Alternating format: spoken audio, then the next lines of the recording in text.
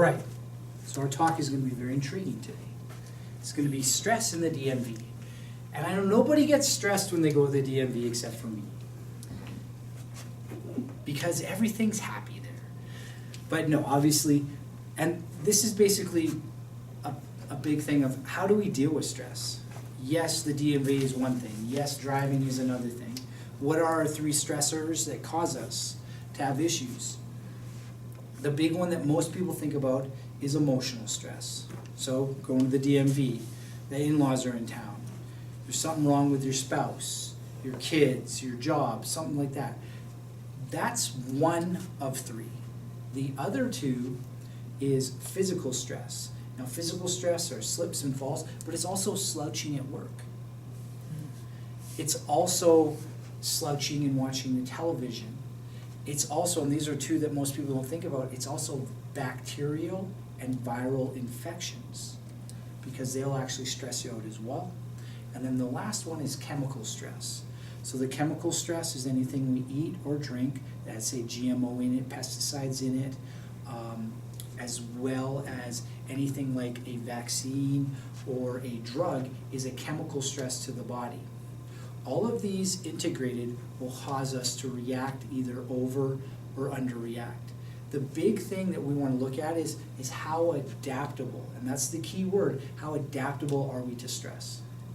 If we're adaptable, we can put these stressors, chemical, emotional, and physical in, and our body will not react in a bad way. So what does that mean? If we're adaptable enough, we can be in a car accident and not have any problems. If we're not adaptable, we can be in a car accident and shut down. If we're not adaptable enough, we can have a breakup and then it ruins our life for a month. If we're adaptable, we can have a breakup and we're okay, or a parent die or something like that. Or we take a drug or a substance and it doesn't make us sick, it only affects us slightly. An example of this is, I'll tell you how adaptable I was. Last time I went to the dentist, I had a root canal done. And to get me numb, they had to use, what was it, 18 injections. And I could still feel it. And so what happened was it would go numb, and then my body would adapt so quickly that it would kill off the actual anesthetic and it would start feeling it again. So it would go numb up to here, and then all of a sudden the feeling would start coming back. And I could feel it again. And I finally just got to the point, I'm like, dude, just do it. And it's how your body adapts to stress. So what we want to see is, what is a big stress? And most people go, DMV is a stress. We're going there, it's going to be a long wait, and we got to deal with crazy people, and they don't even care, and all this stuff. Even just saying it makes people get stressed out, hyperventilate. So what do we want to say? If we're going into a situation like this, we want to go in knowing that we're going in basically to a battle. We're going in, we have to have a proper mindset. And the mindset that we want to have is to have a nice long fuse. So we want to have a mindset of being adaptable, because this is the first thing that we want to look at, is knowing that whatever we think it's going to take, let's double it. So if we think it's going to take an hour, let's think it's going to take 2 hours. So just double everything, so we have an expanded viewpoint of how long it's really going to take. Let's also think about, are we going to put ourselves in a time constraint? Are we going to go at 8 and do we have to be at work at 9? And then worry about our boss yelling at us? That's going to cause a lot of stress in a lot of people, because then we've also put on financial stress and emotional stress, putting it into it just by how we're thinking. So first off, we want to come at it and have a game plan. And the game plan is to give ourselves a rational time frame to get things done. So if we're going to the DMV, maybe we show up early. Or maybe we show up at noon and know it's going to take 4 hours and bring a movie with us. Or bring a book with us or something like that. And that's going to allow us to be in a space and yet not feel like we're being intruded upon. So that's first off. Just get that mindset of how are we going to take this on, how are we going to attack it. And I'd like to look at it as kind of like homework. So if we look at it as homework, we know that we have to achieve so much in so much of a time, then we know what we're going to do. If we know that we have a 4-hour time frame and we're going in, that's usually a rational time frame to get something done. So just planning is number one, the big thing. Then if you're in there and you have somebody awesome beside you that's really agitated and has all these issues going on, which most usually happens, we want to go, what are some parasympathetic generators?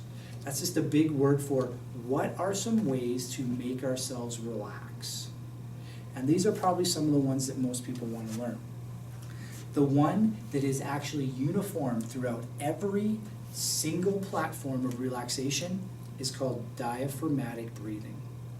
The reason why this is so uniformly used in every relaxation technique is because it is a literally a neurological trainer of how to make us relax. Now with this, there are keys though. And the keys are to know if you're doing it right or if you're doing it wrong. Because I've had people, like yoga people, actresses, singers, people who are supposed to be able to control their diaphragm, and they suck. They literally can't do it. And the key is knowing that when I say diaphragmatic breathing, that's not the same as breathing. Breathing and diaphragmatic breathing are two different things. A normal respiration that we see in North America consists of a person breathing, and what they do is they go like this. And they use their shoulders. Now what that actually does is when you pull up and use your shoulders, you're only engaging the top 1/3 of your lungs, and that's where the least amount of, it's called bronchi, or area to get the oxygen is. As well as when you go like this is actually a stress response. If you pull your shoulders up, you will engage stress. No questions, no concerns, no nothing. And if you want to see how this works, how many people love getting their shoulders rubbed? Oh, everybody does, right? And that's because it's a stress response and they're breathing like this all day long. And that literally breathing from your shoulders will cause you, and I'm not lying here, to get a heart attack. It'll cause you to get diabetes. It'll cause you to get all these things because it causes you to stress out and your body produces specific hormones, and those hormones will cause you to start shutting down because you use them for too long. This is adrenaline, cortisol, insulin. These hormones in a short term are okay, but a long term cause a lot of issues. The overuse of stress will literally, but from breathing like this, will literally cause you to get type 2 diabetes. The overuse of breathing like this will cause your heart rate to go up, and that's called hypertension. And you stay there long enough, you get a stroke, you can get all these different things. And it's literally the breath. So if we breathe like this, it's bad. Now, most people don't notice their shoulders going up and down, and I'm accentuating this. The easy way to see it is to come on the collarbones. So you want to touch the collarbones and want to put one finger on both of the big knobs, right where, if you have the hyoid right in the middle, your chin comes down, and then you feel the collarbones right here. They're called the clavicles, but we put them there. Then we want to see what happens when we take a breath. So let's take a breath in, and I'll show you a bad breath and a good breath. A bad breath is, and you'll feel them actually move. If you feel them move, it means we're breathing in properly. A good breath, we go, and you will not feel them move. And that means your tummy is the only thing moving.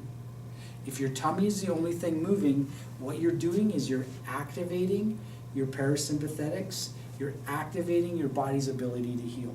So once again, right here, one hand on our belly button. When we breathe in, the only hand that is allowed to move is the tummy hand. You can breathe through your nose, you can breathe through your mouth. Now, for a lot of people, doing this while standing is very hard. They feel like they're doing the same thing as like this. And that's because they're not able to actually communicate to their body correctly. And whenever they get stressed out, and whenever they walk like this, and it's constantly stressing them out. So what we need to do is start in a very easy position. It's called supine or reclined, or real simplistically, laying on your back. And when you lay on your back, you put one hand up here, one hand down here, and the only one that's allowed to move is the belly button hand. If this one moves, it means we gotta practice. It means we do not know how to breathe. That's what's causing us to get sick. No ifs, ands, or buts. Guaranteed it's causing you to get sick. If you have friends and you come up and you touch their shoulders and they're rock hard, guaranteed they're getting sick. Guaranteed they're getting sick. Side note on this, if you have cold hands, you're getting sick because you're chronically stressed. No ifs, ands, or buts. This is what's happening. So, another way we can do it, hand on there, we put a book on our tummy. When we breathe in, the book has to rise. When we breathe out, the book has to come down. Another way we can think about it is, because some people don't like sticking their tummy out, because they've been taught you got to pull it in all the time, is that when you breathe out, you make your belly button touch your bum. So you pull it, you breathe out, you go, and then when you breathe in, your belly just comes out naturally. Remember, no upper hand is supposed to move. So we start learning how to lay down and do it. Then we start seated. Then we go to standing. Then we go to walking. And then we go to running. This is the evolution of learning how to breathe correctly. If you want to see who breathes correctly, there are two easy things to look at. Look at how a baby breathes. Look at how a dog or a cat breathes. They always breathe from their belly because they're not stressed out. They're in a nice and relaxed state of being.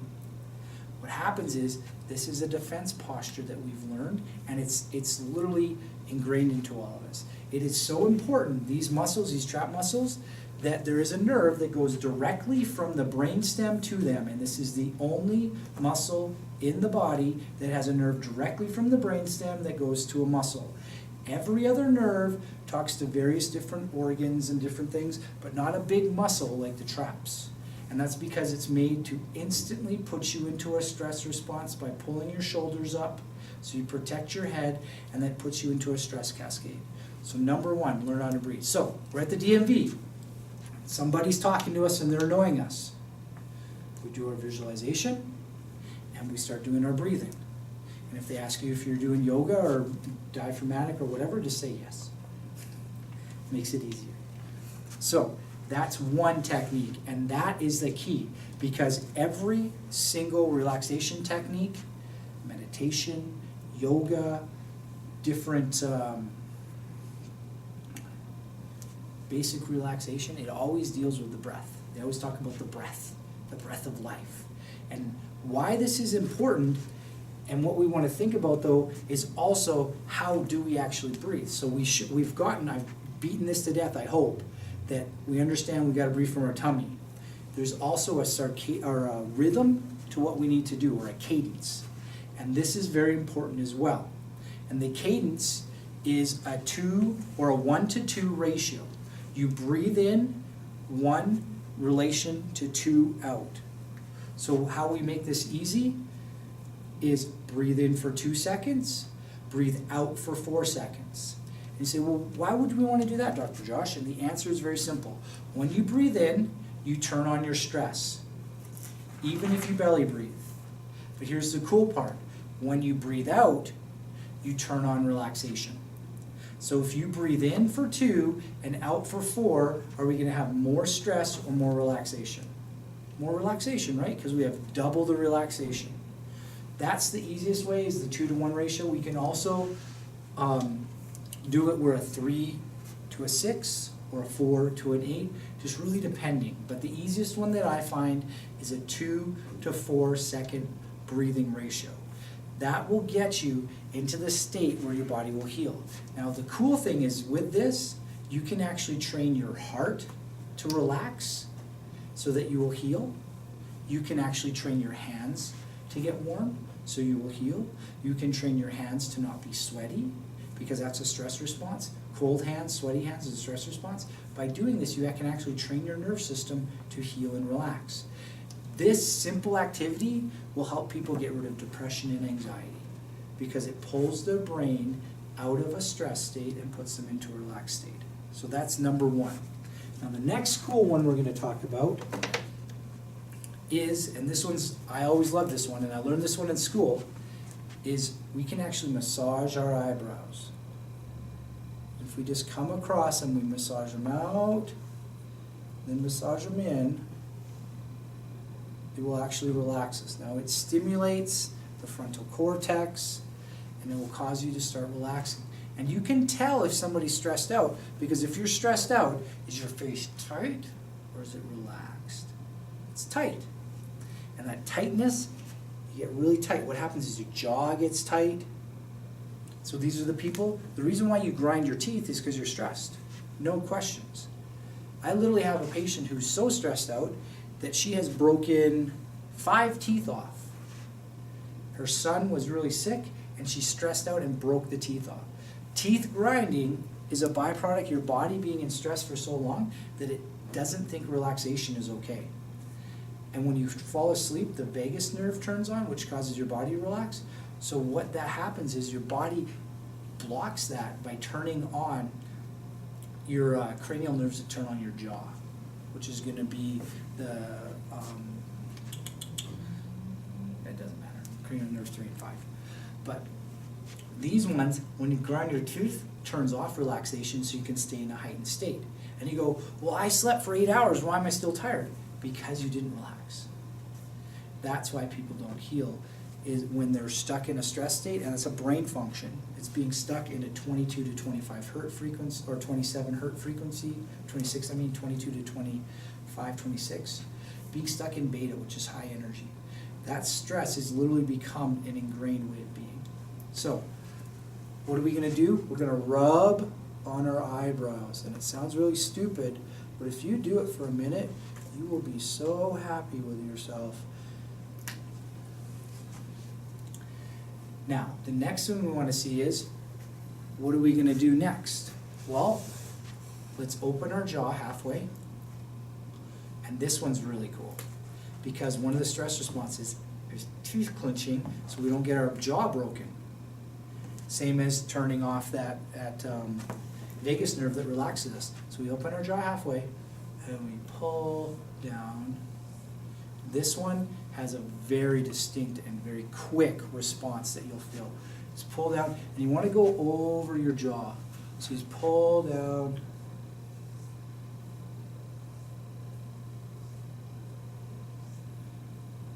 And you'll notice this, people subconsciously know this, because when they're really stressed out, they start going like this. And they rub on their face.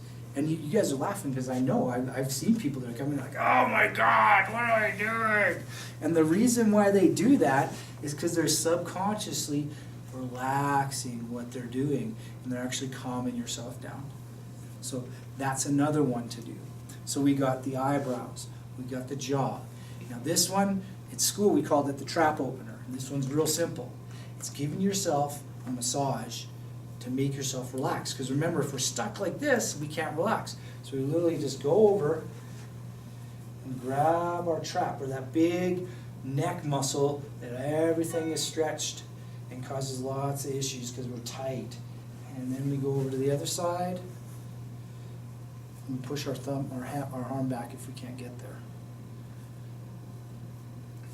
And those simple techniques, when you're in a stressful situation, because right now I'm feeling pretty good actually. We got the jaw, we got the eyebrows, we got the traps. If you want to, you can go to the temples. Now this one, I would suggest that you don't push on too hard though. When you go on the temples, this is going to relate, because a lot of people who get headaches will do this. They'll rub their temples, and it's because the muscles in your jaw are so tight, they actually come up and they tighten the temples. So you just relax them, and you roll it in a circle, front and back. And you use that, and now we're like, oh, I didn't know I could be that relaxed. And it's just a simple coping mechanism for you to go through it. Now, the best way to deal with stress is to do with what I do. And that's to cause a pattern interrupt in the stress process. And that's the chiropractic adjustment. And then train your brain to deal with stress, and that's bio-neural feedback. But if we don't have those techniques, and we're dealing with some crazy person at the DMV, then we can do our visualization, we can do our breathing, we can do our eyebrows, we can do our jaw, we can go on the right on the side of our head. One other one that works really, really good is the back of the head, and it's rubbing it in circles. And that's where most people will hold their stress, and it's all that same muscles. We're dealing with, when I do the jaw and the temple, that's the jaw being really tight.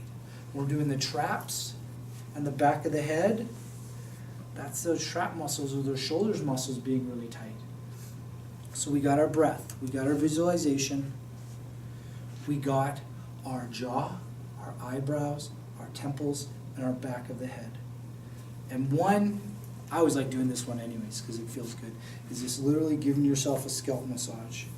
Now people might think you're crazy when you're doing this, but then you don't shoot them, it'll be happy. So all of these are to stimulate your brain, because ultimately stress is a perception in your brain, and it's how you adapt to it determines how healthy or sick you'll get. Now if you don't want to wreck your hair, obviously you don't have to do the last one, but of all of the ones I said, one is key, and it's the one I spent the most time on. It is the breath. When you get really good at this, you can literally get into a state of meditation or alpha instantly. You can take in your breath and you will instantly zone into a relaxation. So if there's anything I suggest that you train really hard on, it is the breath and making sure that the tummy is doing the breathing. That will instantly allow you to deal with stress. These are techniques, specifically the breath, that are taught to lots of high-end athletes before they got to take the shot. Take 2 deep diaphragmatic breaths. Calms you down, getting into the zone. You're going to take the shot. You're going to hit the baseball. You're going to do all these, and it's to get your brain into what's called an alpha state. The ones on the head will stimulate it, but the breath is the most powerful. Thank you, guys.